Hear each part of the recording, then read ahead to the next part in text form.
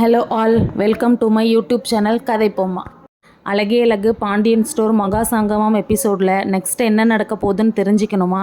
அப்போ என்னோடய சேனலை சப்ஸ்கிரைப் பண்ணி இந்த வீடியோ பிடிச்சவங்க ஒரு லைக் போடுங்க. அதுக்கு முன்னாடி சுரேஷும் மதியும் கூடிய சீக்கிரம் ஒருத்தரை புரிஞ்சுக்கிட்டா நல்லாயிருக்கும்னு யாரெல்லாம் நினைக்கிறீங்களோ அவங்க கமெண்ட்டில் சொல்லுங்கள். கோமதி நைட் சொன்ன விஷயத்தை கேட்டு சுரேஷ் பெட்ரூமில் உட்காந்து யோசிச்சுட்டே இருக்கும்போது மதி உள்ளே வராங்க. வந்த உடனே சுரேஷ் மதிக்கிட்ட சாப்பிட்டியான்னு கேட்குறாங்க. என்ன அதிசயமாக இன்றைக்கி சாப்பிட்டியான்லாம் கேட்குறீங்க? சப்பாத்தி சுட்டு சாப்பிடுக்கும் என்ன இன்றைக்கி சாப்பிட்டியான்னு கேட்குறீங்களா? மலர் உங்களுக்கு சப்பாத்தி சுட்டு கொடுக்க சொன்னாங்க, அதனால் நான் செஞ்சு கொடுத்தேன். அதை வச்சுக்கிட்டு அட்வான்டேஜ் எடுத்துக்காதீங்க என்கிட்ட. உன்கிட்ட அட்வான்டேஜ் எடுத்து நான் என்ன பண்ண போகிறேன்? கேஷுவலாக சாப்பிட்டியான்னு கேட்டேன்.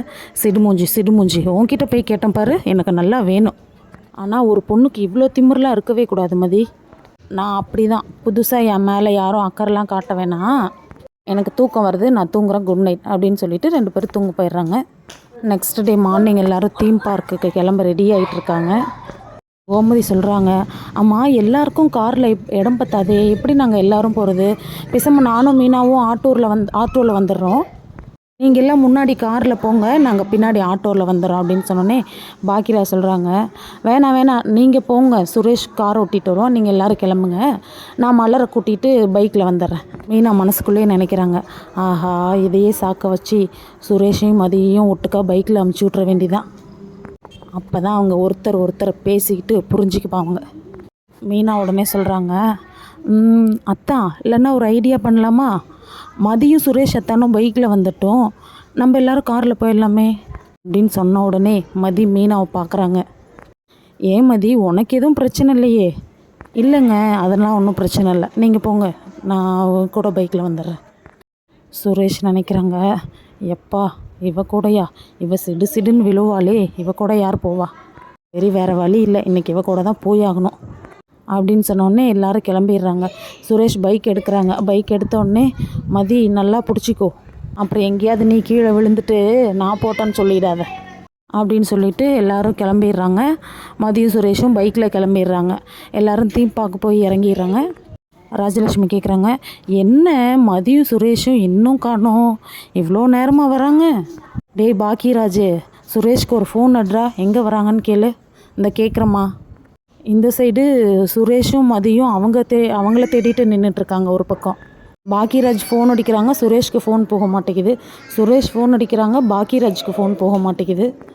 சரி வாங்க அந்த பக்கம் போய் பார்ப்போம் அப்படின்னு சொல்லிட்டு மதியும் சுரேஷும் நடந்து போயிட்டுருக்காங்க. நடந்து போயிட்டுருக்கும்போது மதி கல் தடுக்கி கீழே விழுந்துடுறாங்க.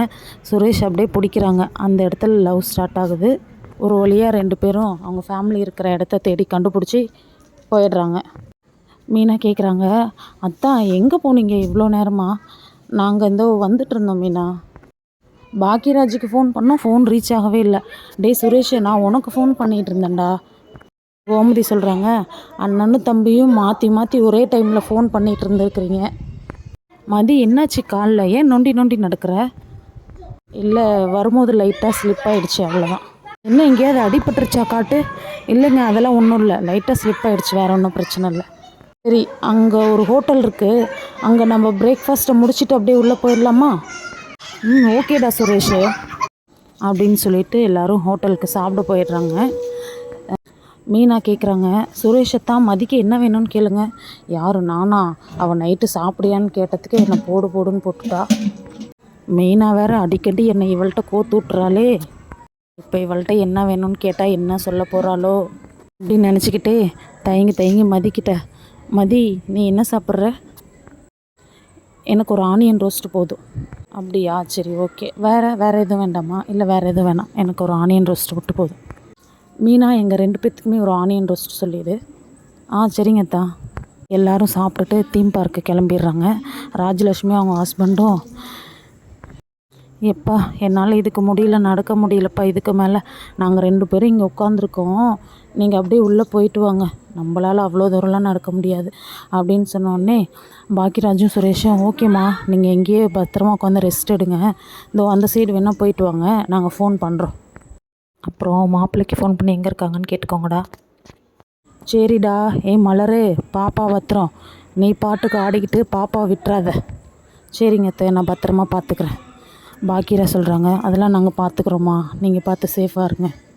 சரிடா, உள்ளே போயிட்டு ஃபோன் பண்ணுங்கள் சரியா அப்படின்னு சொல்லிட்டு எல்லாரும் தீம் பார்க்குள்ளே என்ட்ரி ஆகுறாங்க. அங்கே என்ன நடக்க போகுது அப்படின்றத நெக்ஸ்ட் எபிசோடில் பார்ப்போம். என் சேனலை சப்ஸ்கிரைப் பண்ணாதவங்க சப்ஸ்கிரைப் பண்ணிக்கோங்க. Bye bye.